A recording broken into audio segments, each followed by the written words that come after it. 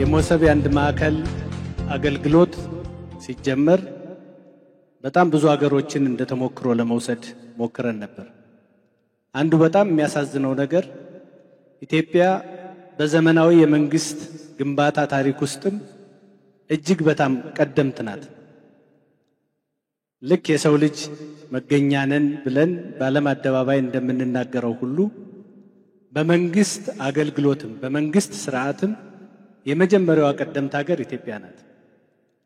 ነገር ግን ሌሎች ሀገራት በአሁኑ ሰዓት እየሰጡት ያለው አገልግሎት አንድ ሰው አገልግሎት ከፈለገ ቤቱ ውስጥ ሆኖ በሞባይሉ አገልግሎቱን ጠይቆ የአገልግሎቱን ምላሽ የሚያገኙበት ስርዓት ላይ ደርሰዋል።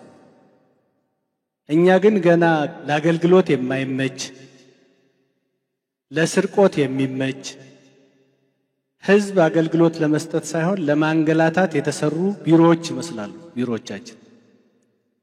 በብዙ መድረኮች ባህር ዳርን ጨምሮ ህዝቡ እየተናገረ ያለው ልማቱ ጥሩ ነው፣ ጥሩ እንቅስቃሴ ጀምራችኋል፣ ሰላሙን መሻሻል አለው፣ ነገር ግን የመንግስት ሰራተኞቻችሁን ቆንጥጡ፣ ንጉሶች እነሱ ናቸው፣ እናንተ ጋር ስንመጣ መፍትሄ እናገኛለን፣ ግን እናንተ ጋር መድረስ አንችልም፣ አገልግሎት እየተነፈገን ነው የሚል ይሄን ለማሻሻል ነው የአንድ ማዕከል የአንድ ሞሰብ አገልግሎት የመጣው። ይህ አገልግሎት ምን ጠቀሜታ አለው ካላችሁ ቴክኖሎጂን የፈጠረው ሰው ነው። ነገር ግን ሰው በራሱ በቴክኖሎጂው ቁጥጥር ይደረግበታል። እዚህ ዴስክ ውስጥ የሚሰራ ሰራተኛ ካሜራ አለ፣ ገንዘብ ሊቀበል አይችልም። አገልግሎት ስጠኝ ብሎ የሆነ ሰው ሁሉን ነገር አሟልቶ ካቀረበ በስንት ደቂቃ አገልግሎት መስጠት እንዳለበት የተቀመጠ ደቂቃ አለ። በዚያች ውስጥ ካልሰጠ ያቺ እዚያ ኮምፒውተር ውስጥ የምትደረግ ንግግር ሁሉ ለኃላፊው ትደርሳለች። ስለዚህ በሌላ አባባል ሰውየውን ኮምፒውተሩ ይቆጣጠረዋል ማለት ነው። የሚሰራውን ስራ ሁሉ ነገር ቀርቦለት አገልግሎት የማይሰጥ ከሆነ ወይም በተባለው ደቂቃ ውስጥ አገልግሎት የማያቀርብ ከሆነ ይጠየቃል ማለት ነው። ምክንያቱም ኃላፊው 30 ደቂቃ እያለ 1 ሰዓት ካቆየ ለምን ተብሎ ይጠየቃል። አሁን ትልቁ ችግር ሰው ሲፈልግ የሚሰጠው አገልግሎት ሲፈልግ የሚነሳው አገልግሎት መሆኑ ነው። ሲፈልግ ቢሮ የሚቀመጥበት ሲፈልግ ከቢሮ የሚጠፋበት አገልግሎት ነው ያለው። ብልጽግናን ከተመኘን ብልጽግናን ከሻት አገልግሎት አሰጣጥ ላይ ለውጥ ማምጣት የግድ ነው። ምክንያቱም ሰው ስራውን ትቶ ነው ወደ አገልግሎት መስጫ ጣቢያዎች የሚመጣው። የራሱ ስራ አለው። ስራውን ትቶ ጊዜውን አባክኖ ትራንስፖርት አወጥቶ ትራንስፖርት ከሌለ ደግሞ በእግሩ ተጉዞ ነው የሚመጣው አገልግሎት ብሎ። እነዚህን ማሻሻል የሚችል ስርዓት ነው። ነገር ግን ሁሉ ነገር አልጋ ባልጋ እንዳልሆነ ሁሉ ይሄ ስርዓትም አንደኛ የተማረ የሰው ኃይል ይፈልጋል። የተማረ የሰው ኃይል ከሌለ ሲስተሙ ችግር ባጋጠመው ቁጥር ሁሉ አገልግሎት ቆሟል ማለት ደግሞ ይመጣል ማለት።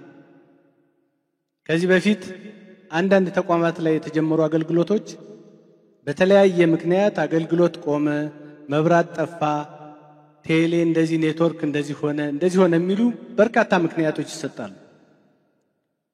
ይሄ አገልግሎት ምክንያት አልባ መሆን አለበት። ለዚህ ደግሞ አገልግሎቱን የሚመሩ መሐንዲሶች ያስፈልጋሉ። የሰው ኃይል ማፍራት ያስፈልጋል። ፌደራል ላይ 3 ወር የሙከራ ስራ ከሰጠን በኋላ ነው ያስመረቅነው እና እንዴት አይነት ጣጣ እንዳለው አልፈንበታል። ይሄም ምንም ጣጣ የሌለው ነው ማለት አይደለም። መምራት ያስፈልጋል፣ ተጠግቶ የሰው ኃይል ማፍራት ያስፈልጋል፣ ሲስተሙን መጠበቅ ያስፈልጋል። በየቦታው መብራት ማቋረጥ፣ ስልክ ማቋረጥ፣ ማበላሸት የሚፈልጉ አካላት በበዙ ቁጥር አገልግሎቱ ላይ የሚያመጣው ጫና አለ ማለት ነው። ስለዚህ ህዝቡ አገልግሎቱን የሚፈልግ ከሆነ የአገልግሎት መሰረተ ልማቶችን መጠበቅ ያስፈልጋል። መንግስት ደግሞ መሐንዲሶችን ለማልማት እነሱን ለማብቃት የሚጠበቅበትን ስራ ይሰራል። በርካታ መሐንዲሶች አሉ። የሰው ኃይል ችግር የለብንም። ነገር ግን ቁጭ ብሎ የመስራት የሥራ ባህል ችግር ግን አለ፣ ገና ያልቀረፍነው። ልክ ኮሪደር ላይ እንዳለው 24 ሰዓት የመስራት ባህል እዚህም 24 ሰዓት የመስራት ባህል ማዳበር አለበት። አገልግሎቱ ወደ ታች መውረድ አለበት፣ ወደ ህዝቡ መቅረብ አለበት የመንግስት አገልግሎት። ስለዚህ ዛሬ መመረቃችን በጣም ቆንጆ ነው። እዚህ ውስጥ የተሳተፉ ተቋማት፣ ግለሰቦች በሙሉ በፌደራል መንግስትና በራሴ ስም ምስጋና ማቅረብ ፈልጋለሁ። በተረፈ ይሄ አንድ ማዕከል አገልግሎት ስራ ከጀመረ በኋላ እኛም ክትትል እናደርጋለን። የሚያደናቅፉ ነገሮችን እየፈታን ህብረተሰቡ የተሳለጠ አገልግሎት እንዲያገኝ ለማድረግ የምንሰራ ይሆናል። ሁሉ ነገር ደግሞ አልጋ ባልጋ ነው ማለት አይደለም። ሁሉም አገልግሎት ወደዚህ ገብቷል ማለት አይደለም። ምን አገልግሎቶች ይሰጣሉ የሚለውን ህብረተሰቡ መረጃውን በቅድሚያ ማጣራት አለበት። ሁሉም ሰው አይ አንድ ማዕከል የሚባል ሞሰብ የሚባል ስለተከፈተ ቢሮክራሲ የለውም ምን የለውም አመራሮችም ተናግረዋል ብላችሁ መጣችሁ እንዳትሰለፉ። ምን አገልግሎት ይሰጣል የሚለውን ቀድሞ ማጣራት ያስፈልጋል። ይሄን የሚናገር ሰውም ይዘጋጃል።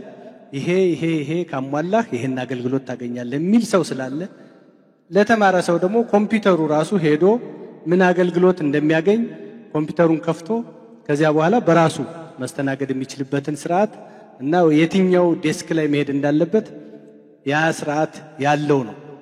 ላልተማሩ ለሚቸግራቸው ሰዎች ደግሞ ይሄን የሚያስረዱ ሰዎች ስላሉ በስነ ስርዓት እየተስተናገድን መሰረተ ልማቶቻችንን መሐንዲሶቻችንንም አመራሮቻችንንም እየጠበቅን አገልግሎታችንን እያገኘን ወደምንመኘው እና ወደምናስበው ብልጽግና ለመሄድ የሚያስችል ስርዓት መዘርጋት አለብን ነው። አሁን ደግሞ ወቅቱ በጣም ጥሩ ነው። የባህር ዳር ነዋሪዎች ለነግራችሁ የምፈልገው ነገር ቢኖር በጣም የምትወደድ የምትናፈቅ ቆንጆ ከተማ አለቻችሁ። ፈጣሪ ያድሏችኋል ባህር ዳር በመኖራችሁ። ውሃ እንደ ልብ ነው፣ መዝናኛው እንደ ልብ ነው፣ ሁሉ ነገር ውብ ነው። ይሄ መቀጠል አለበት። በዚህ አጋጣሚ ይሄ ኮሪደር ልማት ሲመጣ ጭቃ ነበረው፣ አፈር ነበረው፣ አቧራ ነበረው። ያ ሁሉ በትዕግስት በመጠበቃችሁ ምስጋና ይገባችኋል። ይሄንን ለሰሩ ለደገፉ የክልሉ አመራሮች፣ የከተማ አስተዳደር አመራሮች እንዲሁም የባህር ዳር ከተማ ህዝብ ምስጋና በድጋሚ ማቅረብ ፈልጋለሁ።